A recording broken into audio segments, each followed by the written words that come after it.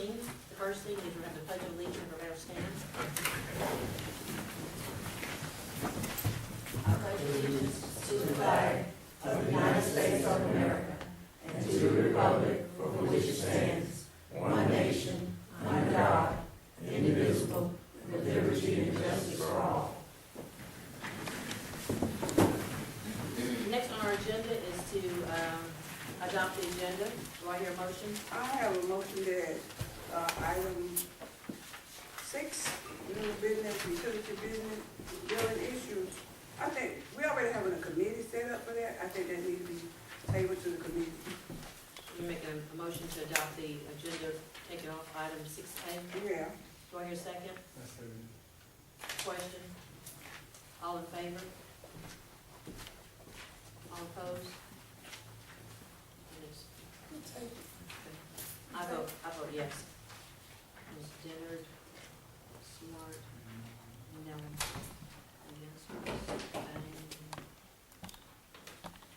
Next we have the approval of the consent agenda. We have the regular meeting minutes for January the 8th. We have business license for Quitman dialysis and energy on the go. Do I hear a motion? So moved. Ms. Smart, have a second? Nobody knows. Question? All in favor? Okay.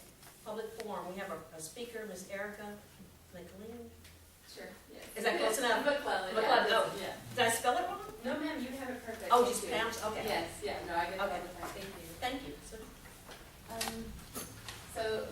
Good evening, my name is Erica McClellan, I'm with the Southern Georgia Regional Commission, and Ms. August Huckleberry is our intern, and she's here supporting me today. But she's going to pass out some flyers and a map, but what we are doing is, a few years ago, the Southern Georgia Regional Commission went to the EPD to ask for them to consider a proposal for funding for the area. The Piscola Creek and the Pride Branch have a high level of fecal coliform, and so what we're trying to do through the Clean Water Act is take funding and put it towards activities that could assist with reducing the fecal coliform levels within the waterway. This is being accomplished through septic system repairs and replacements and pump out actions. We also have money for agricultural work, and that's going through the NRCS. And as Ms. Huckleberry comes through and passes out these maps, any home, so septic system or agricultural activity within the blue area would qualify for consideration for this grant. We are offering a 50% reimbursement. So with the septic system, if someone comes in and says, well, I need my drain field replaced, and they go through a Georgia certified operator, we will reimburse 50% of that cost. And we've done that already 6 times in this area. We are targeting 10 activities to get this done. We are at 6, but we have not touched our budget. We still have money to go. And what we would like to do is make sure this money stays within the community. The EPD has considered taking the money back. They are going to evaluate us in March because for reasons not to do with this community, but things that happened within our organization, we did not get enough participation and get enough money put into the community to do these works. We are now showing progress. We've accomplished 1 agricultural BMP. We've done 6 septic ones, so it's looking pretty good for us to keep it. But again, they will evaluate us in March to see if we are making progress in this. So we are 6 in for septic. We have 4 spots left. And then after that, we'll just keep going until the money or the time runs out. As far as the septic system goes, if you know anyone either, that would like to have their septic systems pumped out and they are within this blue area in your map, they can contact a Georgia certified operator and get an estimate, and then if they could contact me, my number is on the flyer. I also can be reached by email as well. We will work on a contract, and we are trying to reimburse people within 60 calendar days, but we are beating that. We are able to reimburse a bit faster right now. And then as far as the agricultural BMPs, best management practice, that goes through the NRCS. So that would be with Mr. Richard Coleman over at the NRCS office. It's near the DPH if you're not familiar. So that's on, I think it's Portland Avenue. So, but they will work with whomever is interested, and they will work with us to work on getting a contract and get that done. We have the contract originally out until June.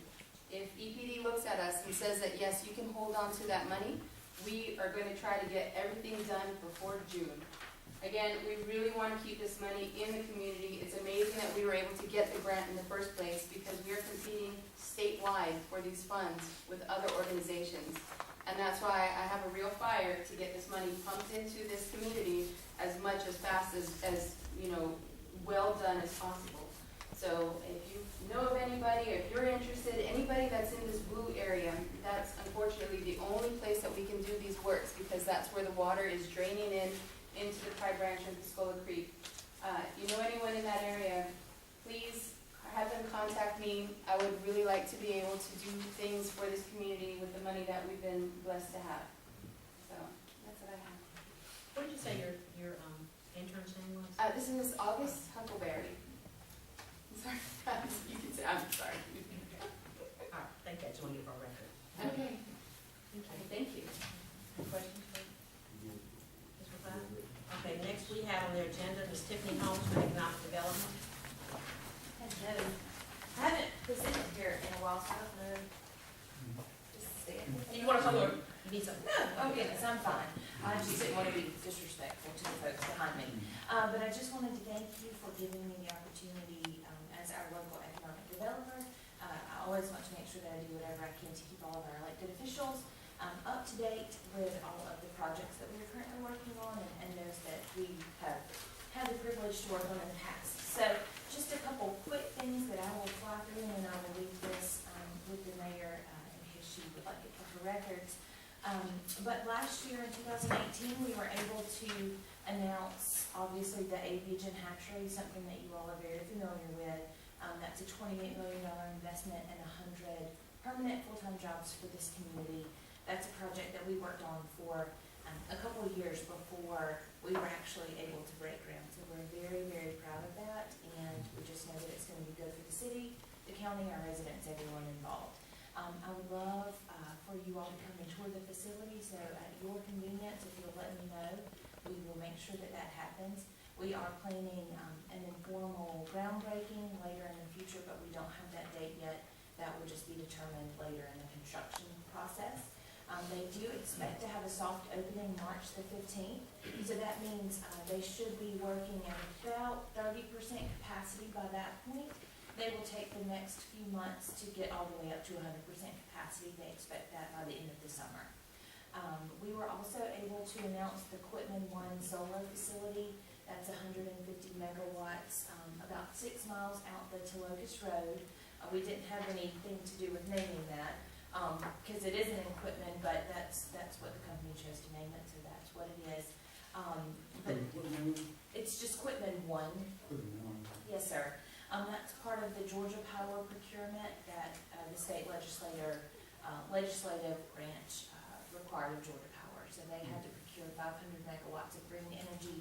They selected Brooks County as the location for 150 of those 500. So that would be good tax dollars for the county. We also completed in 2018 a class of our leadership Brooks. We had not had a class in about a decade. We had 15 participants from all over the community, and so we were very pleased with that. We hope to do that project every 2 years, so that means that that'll be something that we are looking forward to doing this year. We had several things in our downtown development. We offer facade grants through the Development Authority for downtown business owners, so we will reimburse up to $2,500. So we'll reimburse half, up to $2,500 for any projects that they do to improve their facade, to beautify downtown.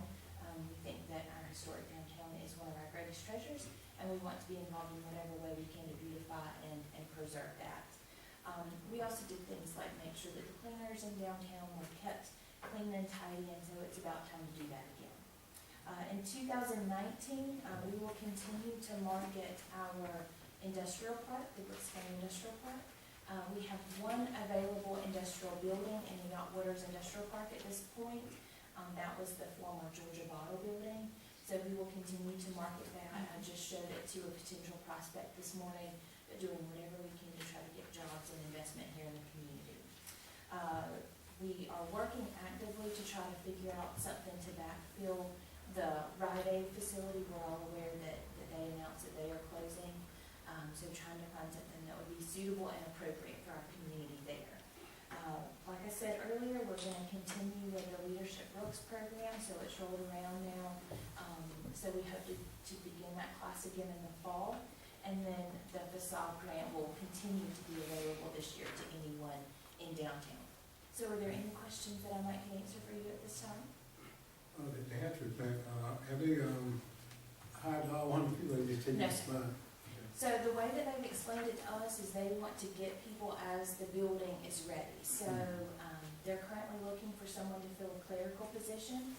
They will hire another clerical position in the coming weeks.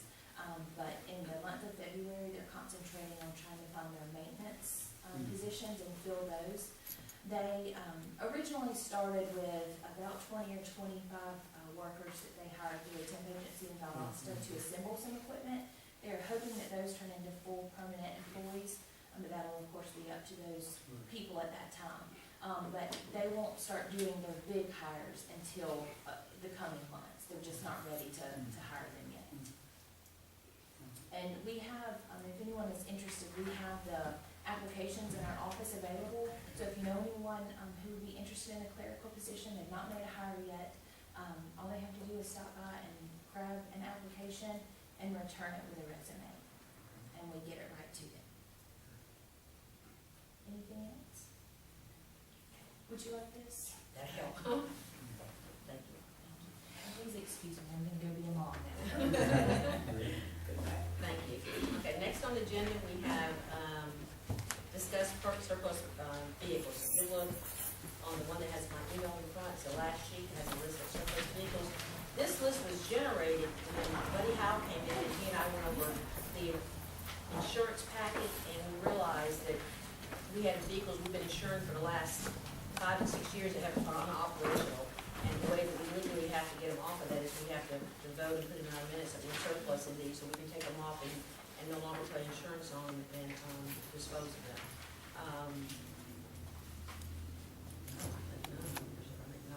But these are the vehicles that are listed, 1, 2, 3, 4, 5. There's 5 vehicles and there's 4 mowers that are not operational. It's on the last sheet,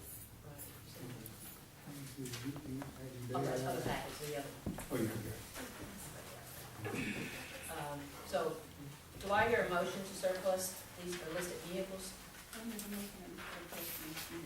Maddie Jones. Do I hear a second? Second. Discussion? How are you going to dispose of it? That's the part I talked to Carla earlier about. She's gonna investigate. They have different, they're non-operational, so they don't run. But right now, they're parked down in the wastewater treatment plant against that fence, and it's been raining, and the motors are blown, and you can't drive them off, so we can't put them on what is it? Gov.com, whatever that thing is, to sell to the government, because they have to be functional, they're not functionable. So, are you any suggestions for that? We could auction them off. Take sealed bids. See what you get for them. On the job, I think the mowers, well, I don't know, I think they're just, I don't know if they've been surplus for parts and they've been dumping parts on what condition they're in, but I know that, none of them are non-operational. So, do you want to amend your motion, Maddie, to include that we'll take sealed bids on that?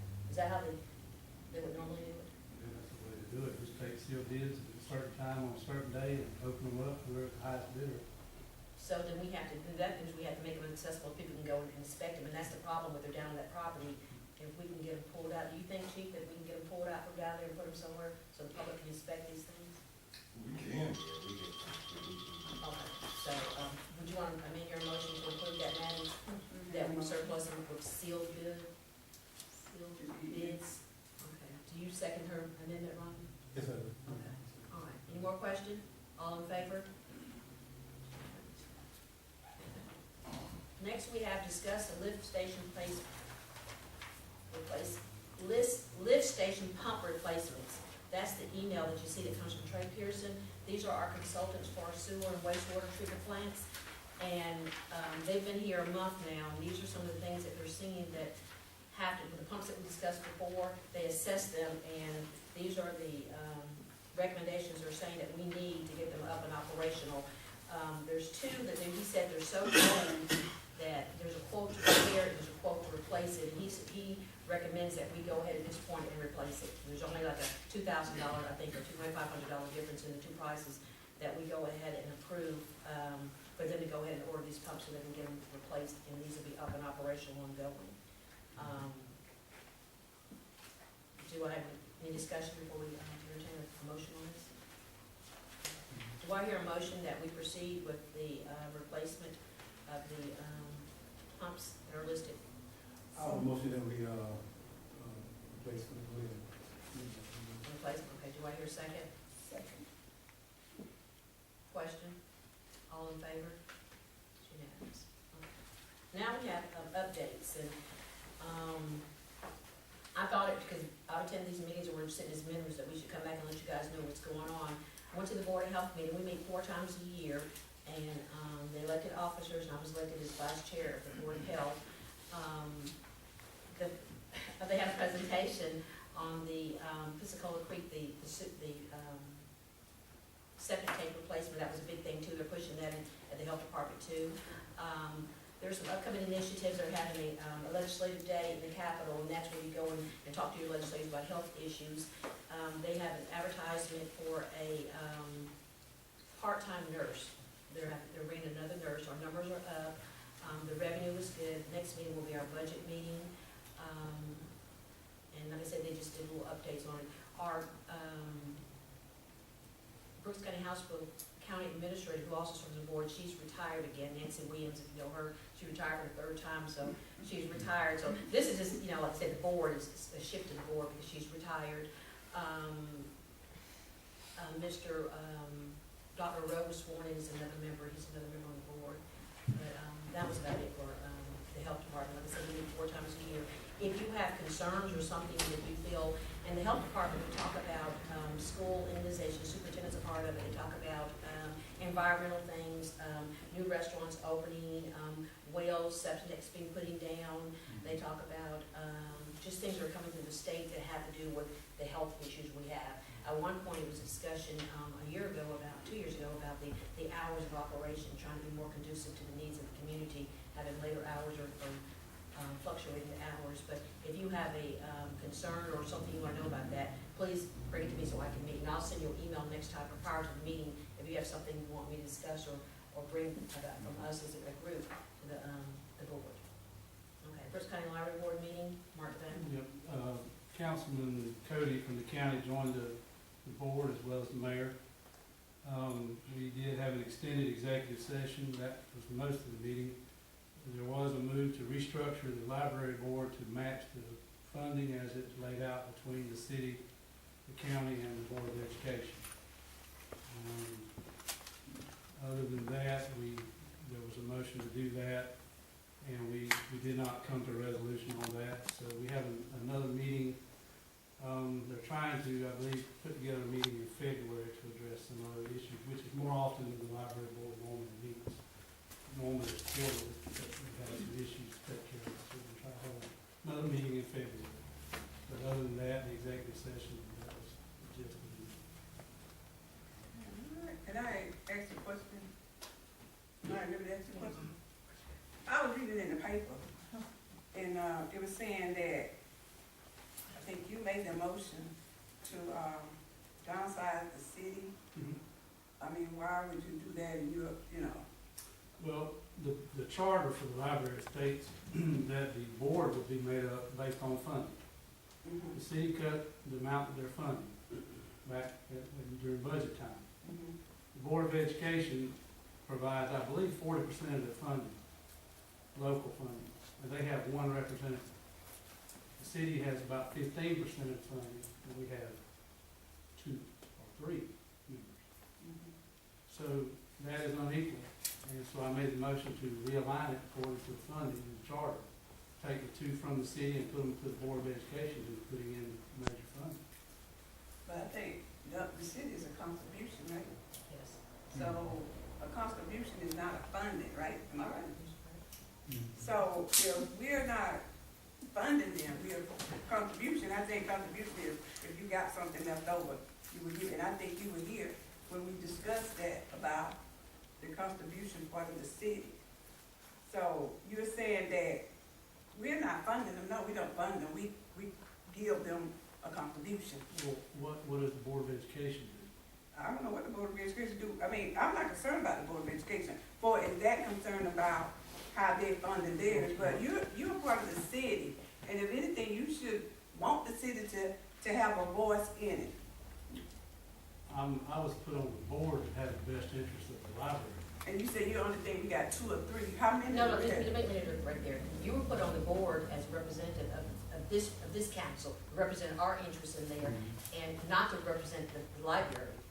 Is to represent our interests on there, because each one of those governmental agency has a representative that's representing their interests on the board. So I get, is that the concern you have? Yes. That you're representing us, but you went and you made a motion to decrease our participation when we had a discussion, a lengthy discussion on several occasions concerning our funding and the reason for us not putting the funding in there because of that. Right, but I guess my concern is too, that you're representing us, and I don't know about the other ones, but I feel that that wasn't a true representation of the board as far as us reducing funding, given that situation, and we know why we as a council have had to reevaluate that. I don't know why we did. What was the reason that we reduced the funding, or the gift, or whatever we're gonna call it? Go back and look at the minutes. So you And can't the hearing. tell me. But, you know what I'm saying, go look, I don't want to talk off, I would rather you go read it for yourself, because it's already been voted upon, and that's the actual statement that goes out for that. But, that's my concern, that, You a private citizen on the board, right? yes, Okay. He's a citizen for. he's the city council's representative. Okay. Yes, Okay, that was so. appointed to represent our interests on the board. Okay. So what's the other person? Cause he said we had 3. We have 4, we have, Irma Hall, and we have Kendall Wilkerson. So we appointed they appointed Irma Hall. And they have, I think it's, 4-year terms, 2 consecutive if possible, but after that you have to come off, and you can't do, 3 consecutive terms. Okay. So who's the other person? Kendall Wilkerson. Is he attending the meeting? I don't know. Because I'm not a chief, yeah. you're not speaking for me, you're just telling us what's he attending the meeting. Is it a way we can find out what is coming to the meetings tonight? I mean, we need to know, because if he's not attending the meetings regularly. We don't need. I think it's big, too. He missed me 3 times, he's already taken. All taken off board, right? Yeah. So we need attendance board. So the many people with the board, they actually making all of the decisions, right? If you have 5, for the, for the school board and 2 for us, or whatever they in the decision making, I mean, you gotta make it over, what you're saying? But, The county has, I mean, 4, and we have 4, and the school system has 1, there's a 9-member board. So we're gonna take away 2 from the city. That's the proposal. so it's been tabled. It's been tabled, or? We're going to have to talk to an attorney about the restructuring of the board, is the way I understood it. So that was the motion at the end. There was some question about the charter and what it allowed, so I think the board is seeking to hire an attorney. They don't actually have an attorney now. The library does not.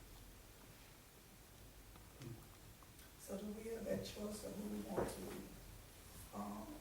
take off the board?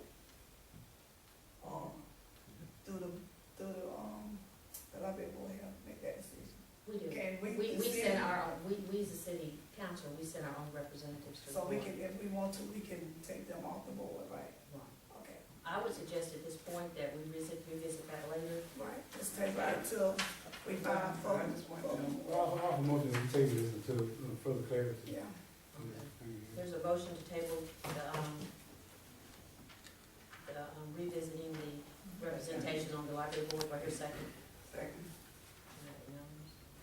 discussion?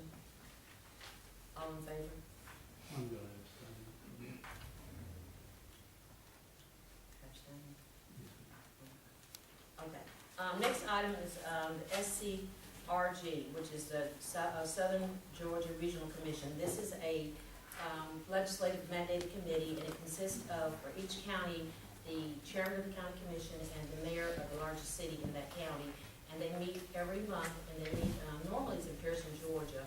And I've been a member for a little over a year. And when we go there, that's the area we go, and they tell you about funding and projects coming up. It has all type of governmental representation that come there. It's really the monthly update. We get what's going on. Right now, the big thing is the legislative push, and they're kind of monitoring what the legislators are coming out, because whatever laws are made, it trickles down and affects us. So that's the big push with that. The next meeting will be in February. I think it's 24th or 25th, something like that. But it's on Thursday, and it's at 12 o'clock. You can attend if you like, but you're not a voting member, but you can also attend if you like to get the information. But they sponsored, I'm jumping down to number D, which is next, the Open Up the Occasion, which I mentioned before. It was in Atlanta. It was on a Wednesday afternoon, I think, and that's that annual dinner they put on, and they invite all the legislators when they come back in the session to come and have dinner, and that's your time to kind of network and talk to them about, particular issues to your area. It's really an introduction, because some of them are new, legislators. You get a chance to talk with them. This year, I went in the city, from the county. You had Mr. Maxwell, Willie Cody,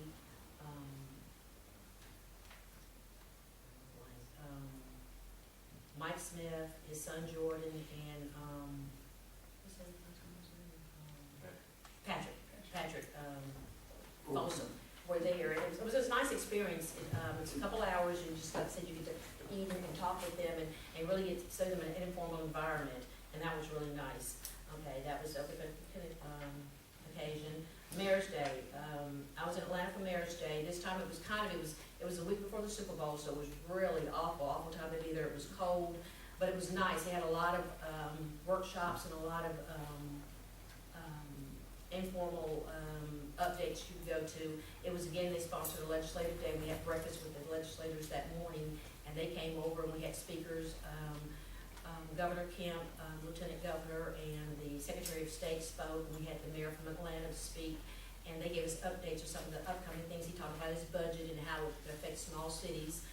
The trend now is broadband, making sure that we're connected with everybody else, and that's always been an issue for us. Broadband is the internet, staying connected. Now that's the way to go, and they've got a lot of funding that's supposed to be coming up that we probably can apply for at some point that we can get here, because it's kind of hard for citizens in this rural area to get the strength that you need to really be productive on the internet to pay for it. So they've got some initiatives that are coming down, and hopefully at some point we can qualify for some of those, and we can expand and be able to offer more services to our citizens. I think a couple years back, I don't know if you were on the board then or not, when they tried what was it? I forgot the name. It was something. But they tried the broadband, it wasn't that successful. But hopefully now with the new infrastructure, we can, tap into that, and we can provide a better service here.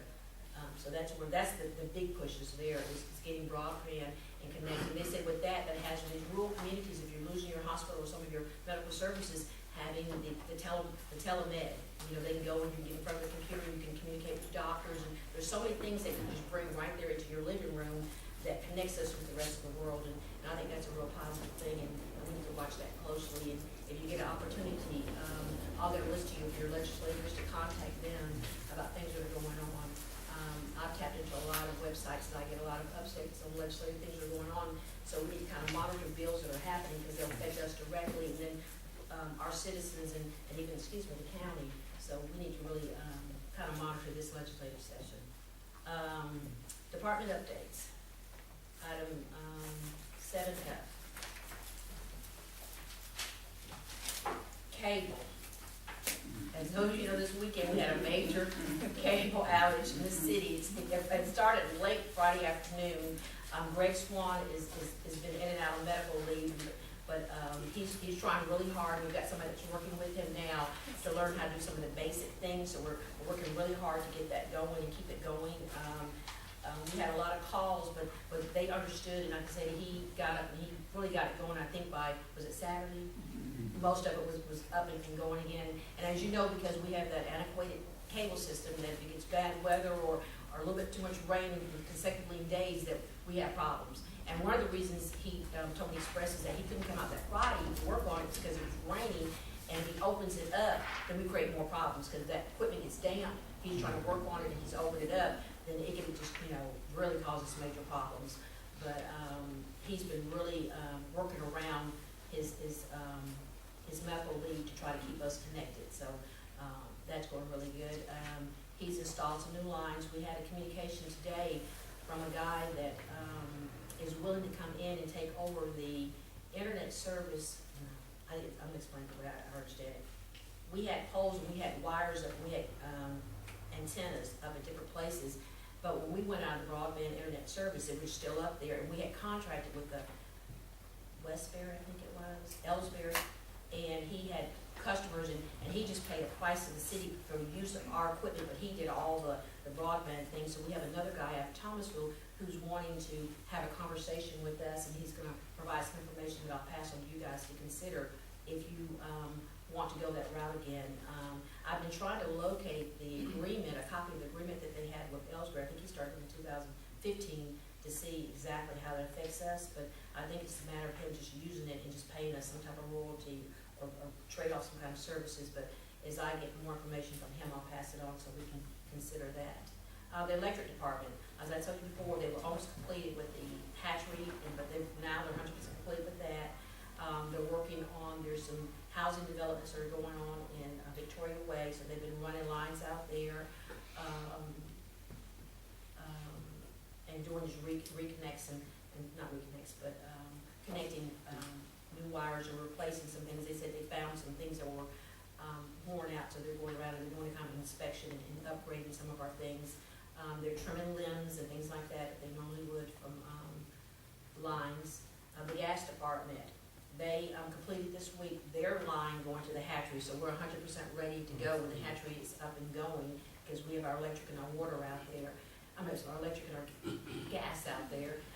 The gas department is also going around and they're doing, they're checking all the meters, and when they do it, they have to clean them and spray them and repaint them and all that, so it's kind of an upgrade on that. We have still our contract consultant that comes down, Harvey Associates, and whenever we have anything major that entails having a licensed person to do it, he's been doing that. He had to come a couple weeks ago after hours and do some work, but really pleased with the progress with that. Public Works, they're working on down doing some maintenance type work at the cemeteries, and I've got some calls into, and I'm trying to figure out which way to go with this. We had some grades that are, because of the erosion and things like that, are happening, and I don't know, as far as we own the cemetery, and I guess I'll talk to you later about that, how do we go about getting that corrected? Do we do it, I don't know what the process was for that. When you own a cemetery, you're trying to do upkeep, and you've got places that really, to me, I think it would become more of a liability having those sunken graves and some things that are going on right there. But I'll talk to you later, Carla, to see what the legal avenue is to do that. Have you ever addressed that before the council, you guys? You have any suggestions on something that we might do with that? Okay, we'll just see what the protocol will be for addressing those type of issues with that. Probably one thing would be, if it is somewhat hazardous now, making sure the proper signs are out there, watch your step with that, so you can kind of come up with a final decision, because you do need to put some type of notice out there, and then I can do research. Okay. Water and sewer. That's the big discussion. Like I said, Tyndall Enterprises has been here a month. They've been a godsend. They've come in. We found a lot of issues that we weren't aware of that need to be immediately addressed. Like I said, the pumps there. I've got another paper too that he sent over, and I think it was yesterday that I was in the office. But they're coming tomorrow to meet with me on this. But I want to give you a heads up on this. This is. They went back and they found that we had a corrective plan that was filed EPD in June of 2016. It had certain things on there that we had to do. Corrective action means they found something wrong, and we had to come up with a plan and an agreement saying that we were gonna correct these things. They found a corrective action plan that had no progress had started on it. So if you see right here, they have the phases broken out. Phase 1, within 3 months, we have to get this completed, and that's the cost for. Phase 2, and that's the ultimate cost. And because it was 2016, we've already missed, 2 years, 2 solid years that this price could have been absorbed in that. But we gotta get it done. With EPD, when you say you're gonna do something, they come back and they expect it to be done. And, they're gonna meet in the morning, to come over and give me more particulars about that. Just sent this, I guess, to kind of as a heads up, to have something I can present to you guys to know. But the $9,500 for phase 1, which means collect background information, develop a watershed monitoring plan. That was one of the things, is we have to have a watershed monitoring plan. And that is something I think that now we need to go ahead and we have discussion, if I go ahead and consider, go ahead and let them start with that, because that's the first thing that would determine how they go on with the other part. Because we're mandated to it, it's almost like we cannot do it. We have to do it, but they've broken it off with that, doing that. So can I hear a motion that we can go ahead and approve the $9,500 for the phase 1 of the watershed monitoring plan that UPD has mandated we do? So moved.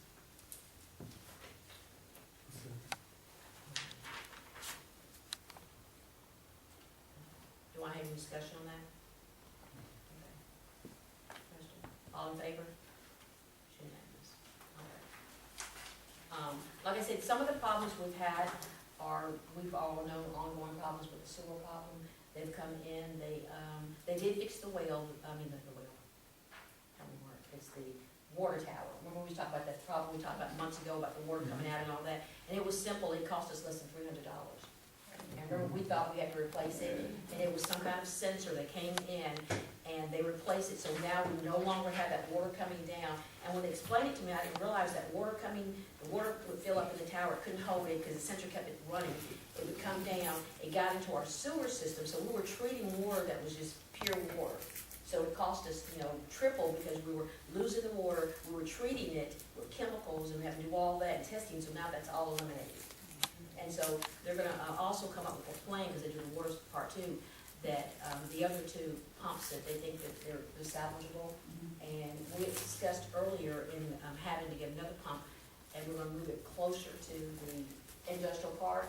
They're saying that with these up and operational, the amount that we're able to save and accumulate, that there probably won't be a need for that. They're going to do a study on that, so there's a possibility with their expertise that we won't have to build the other tower. The one that we have will satisfy the city. So we're excited about that. So that's good with that. Like I said, they're working on replacing those. They're cleaning up, and like I said before, they found equipment that we were in the process of reordering that was already there in storage in styrofoam that's still there. So they're doing really good with that. I'm gonna go back to electric. Before I leave wastewater, any questions about wastewater? Anybody? Okay. On electric, I forgot to mention too, that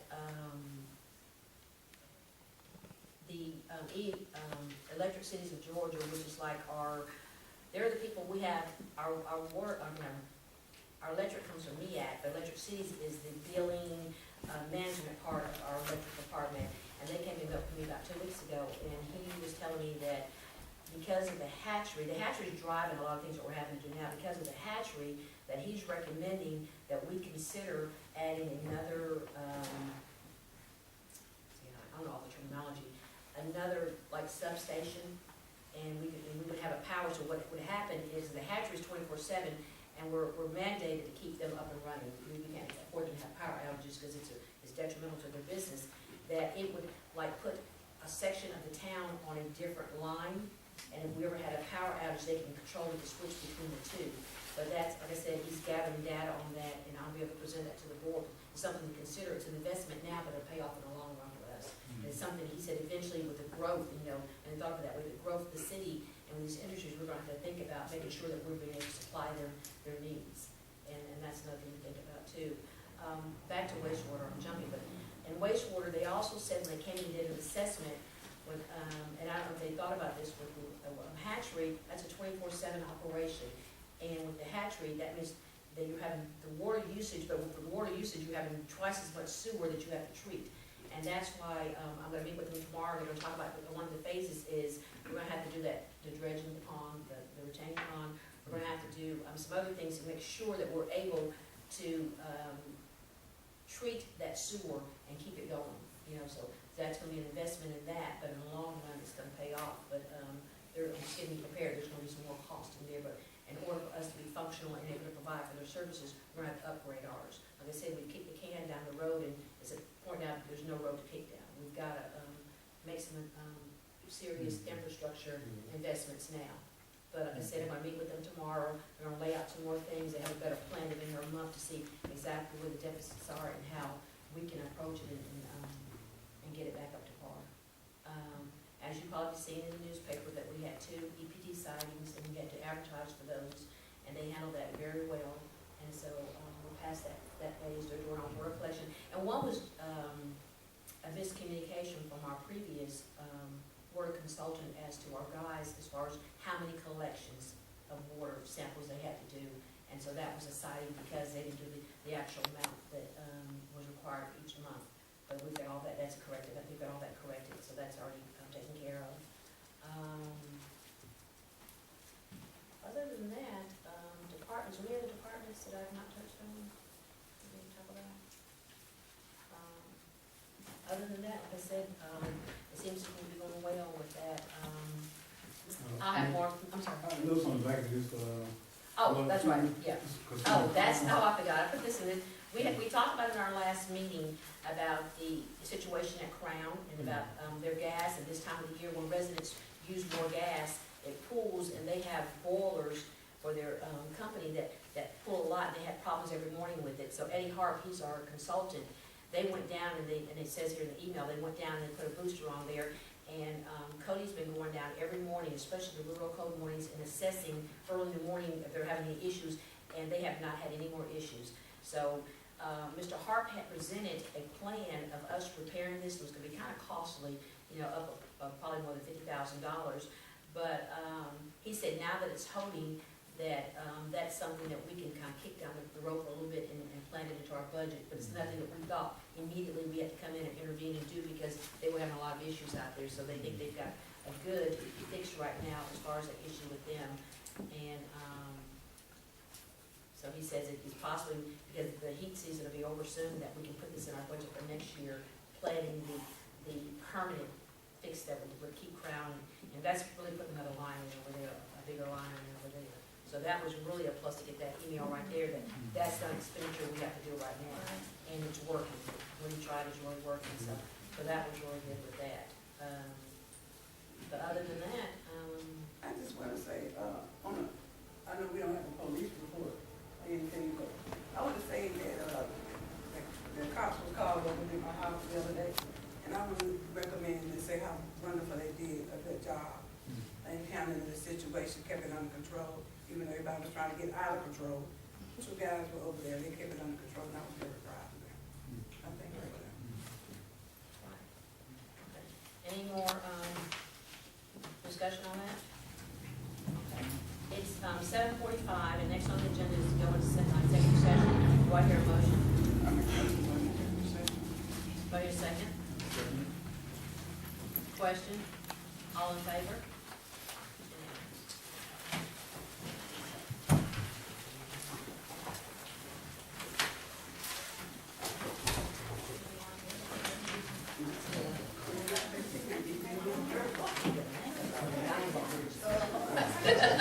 This guy down here reading all over. Yes, I'll put my office. Thank you. Thank you so much. Thank you. Okay.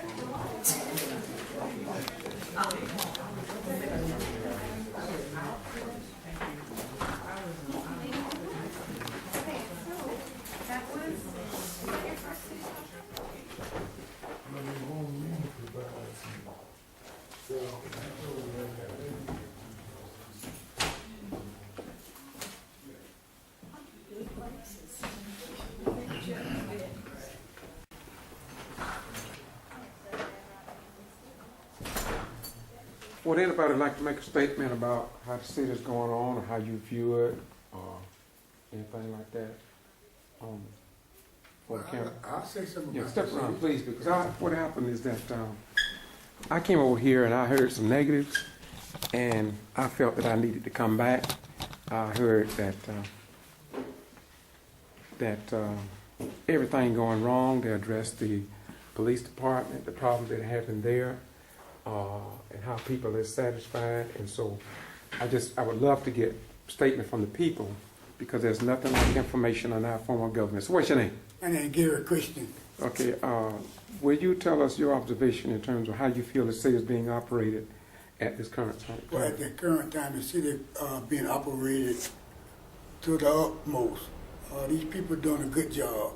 The negativity that's coming from those people that don't have no say-so about nothing but negative. So when you put the negative with the positive, you always go get the positive go come out on top. And the people that were all this negative, they need to come up to these meetings like we having tonight and voice their opinion if they're concerned about it. But overall picture, the new administration we have in Quitman, they're doing a good job. And people that don't like it, it's the people that voice negative stuff all the time. And those are the type of people that you don't need to be involved with. Well, let me ask you one question. One major, and I've heard this probably over a couple months ago, it talks about how all the police officers are leaving because of the mayor. And I don't want you to necessarily address the mayor. What all I'm saying is that people seem to think that it's something that the mayor is doing to run people off. I don't think it's like that. You're having all this problem with the kids. The people not handling their own children. And the kids now, they're doing what they want to do.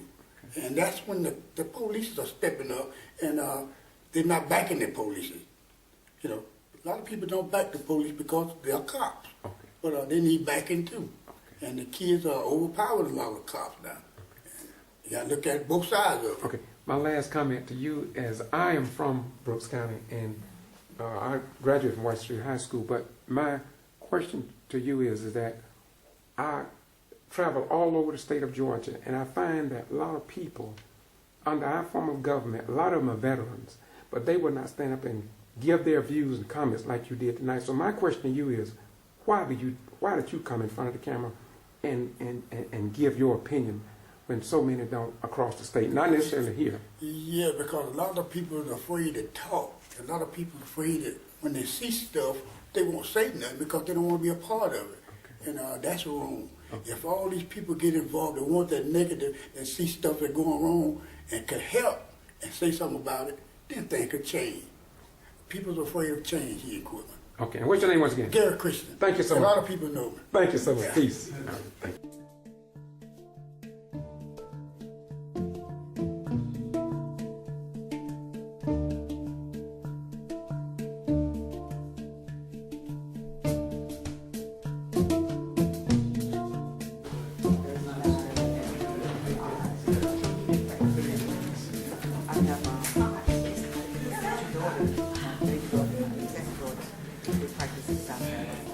Okay, 801, we had a motion to come out of executive session by Lou Smart. It was seconded by Robert Christian and unanimously approved.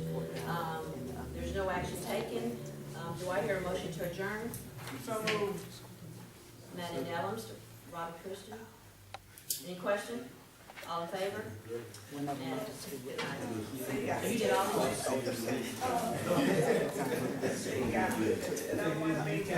Oh, you were trying to say it?